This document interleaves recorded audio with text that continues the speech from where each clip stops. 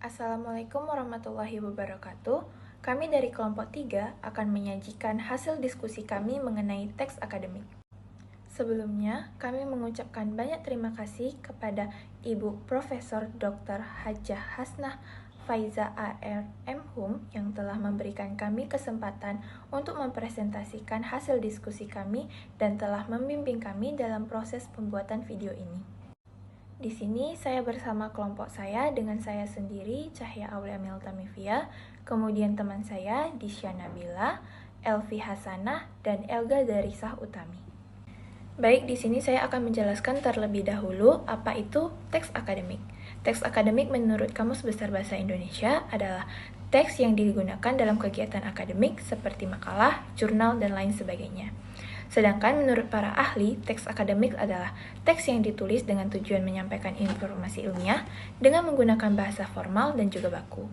Teks akademik adalah teks yang disusun berdasarkan kegiatan ilmiah yang dilakukan secara sistematis, terkendali, empiris, dan juga kritis. Struktur teks akademik. Struktur teks akademik ini terdiri dari 6 struktur. Yang pertama ialah pendahuluan. Pendahuluan ini berisi latar belakang umum mengenai topik yang akan dibahas. Maksudnya ialah bagian pengantar yang bertujuan untuk memperkenalkan topik yang akan dibahas, menjelaskan latar belakangnya, serta menyampaikan tujuan dan urgensi penulisan teks tersebut. Yang kedua ialah tinjauan pustaka. Tinjauan pustaka berisi pembahasan penting yang diurutkan dari pembahasan umum ke khusus, kemudian diakhiri dengan kesimpulan dari keseluruhan tinjauan pustaka. Yang ketiga ialah hasil. Hasil ini ialah semua tulisan murni berasal dari metode yang digunakan, tidak lagi menggunakan tanda kutip di dalamnya. Yang keempat ialah diskusi. Diskusi ini berisi perbandingan dan hubungan antara tinjauan pustaka dengan hasil. Yang kelima, kesimpulan. Berisi kesimpulan dari seluruh bab. Maksudnya ialah kesimpulan ini berisi ringkasan poin-poin utama atau temuan terpenting dari suatu penelitian atau pembahasan ilmiah yang disajikan secara objektif, logis, dan berdasarkan data atau fakta yang ada tanpa memperkenalkan informasi baru. Yang terakhir, yaitu yang keenam, ialah daftar pustaka atau referensi, merupakan daftar identitas bibliografi yang dikutip dalam teks akademik, yaitu daftar terorganisir dari dokumen-dokumen seperti buku dan artikel yang berkaitan dengan suatu objek yang telah digunakan dalam teks akademik tersebut. Jenis-jenis teks akademik dikategorikan dalam genre makro dan juga genre mikro. Genre makro adalah jenis teks akademik yang sering ditemui dalam lingkungan perguruan tinggi dan kajian ilmiah. Contohnya itu yang pertama, artikel ilmiah. Artikel ilmiah adalah karya tulis yang menyajikan fakta dan analisis berdasarkan data serta menggunakan metode ilmiah yang valid. Lalu yang kedua ada buku akademik. Buku akademik adalah buku yang berkaitan dengan dunia pendidikan tinggi yang bisa berupa buku panduan, buku pedoman, dan juga buku referensi. Lalu yang ketiga, laporan penelitian. Laporan penelitian adalah dokumen tertulis yang merangkum seluruh proses dan hasil dari suatu penelitian. Lalu yang keempat ada makalah. Makalah adalah karya tulis ilmiah yang membahas satu permasalahan atau topik tertentu. Lalu yang kelima ada proposal penelitian. Proposal penelitian adalah dokumen ilmiah yang merangkum rancangan lengkap sebuah proyek penelitian. Yang kedua ada genre mikro. Genre mikro adalah bagian-bagian kecil atau teks pendek yang berfungsi dalam teks akademik yang lebih besar.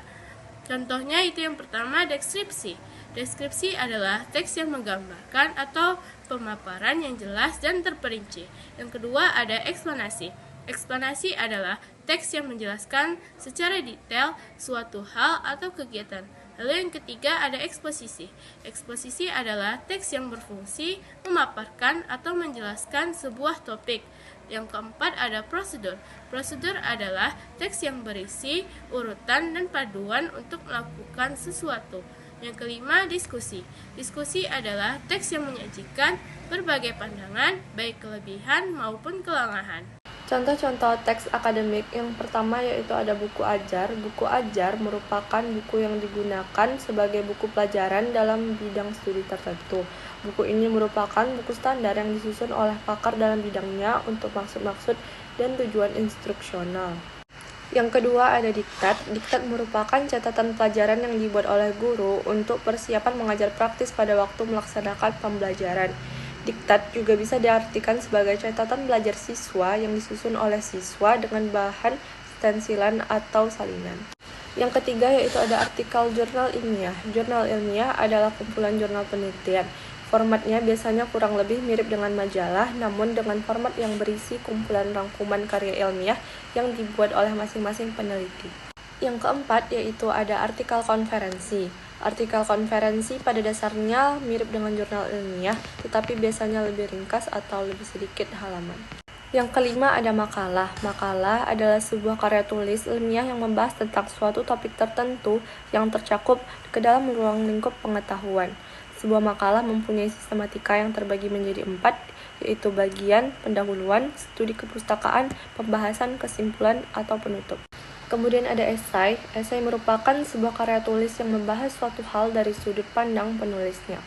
Yang ketujuh ada proposal skripsi. Proposal skripsi adalah suatu bentuk rancangan atau usulan penelitian yang akan disusun oleh seorang mahasiswa mengenai bahan penelitian untuk pembuatan skripsi. Proposal skripsi termasuk ke dalam proposal formal karena memiliki standar tertentu seperti penggunaan bahasa, tanda baca, kutipan, dan lain sebagainya. Kemudian yang kedelapan ada laporan penelitian. Laporan penelitian adalah suatu dokumen tertulis tentang hasil pelaksanaan suatu penelitian yang dibuat secara jelas.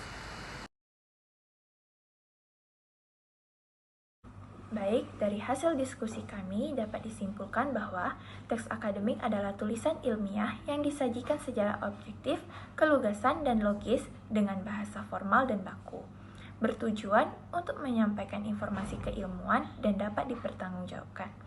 Teks akademik mencakup berbagai jenis tulisan seperti makalah, jurnal, buku, proposal penelitian, laporan penelitian, dan artikel ilmiah. Teks ini dikategorikan dalam genre makro dan mikro, di mana genre makro ialah buku, proposal, laporan, artikel, dan sedangkan genre mikro ialah cabang subbab yang ada di dalam genre makro.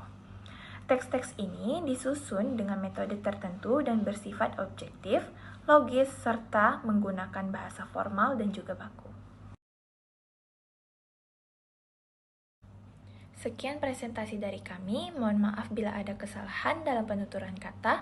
Wabillahi taufiq wal hidayah. Wassalamualaikum warahmatullahi wabarakatuh.